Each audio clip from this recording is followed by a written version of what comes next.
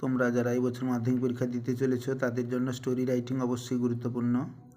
তাদের কথা মাথায় রেখে the cat and the mice, বিড়াল এবং ইঁদুরদের এই গল্পটি খুবই গুরুত্বপূর্ণ।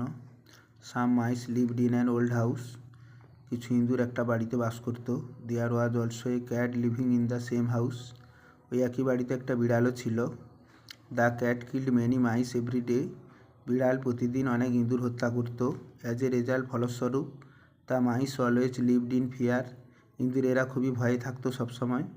দে held a meeting to discuss the matter, তার একটা মিটিং বসালো এই বিষয়টা আলোচনা করার জন্য। অ্যাট দ্য মিটিংয়ে one young mice stood up, একটা তাহলে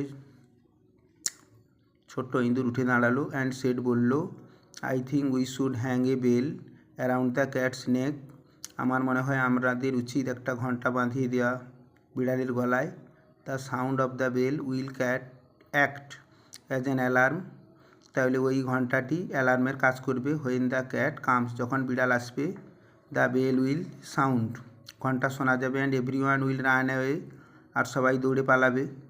everyone in the meeting welcomed the idea, সভাতে যতজন ছিল সবাই এই প্রস্তাবটাকে সমর্থন করলো। দেন দ্য প্রেসিডেন্ট সেড, তারপরে সভাপতি বলল, but who will bell the cat, কে বিড়ালের গলায় ঘন্টাটা বাঁধবে। দেন এভরিবডি রিমেন্ড সাইলেন্ট, প্রত্যেকে নীরব থাকলো। অ্যান্ড নোবডি কেম ফরওয়ার্ড, কেউ সামনের দিকে এগিয়ে এলো না। দ্য প্ল্যান ফেল থ্রু, পরিকল্পনাটি ভেস্তে গেল। মোরাল হলো, it is easy to say, বলা সহজ, বাট হার্ড টু ডু, কিন্তু কোনো কিছু করা কঠিন।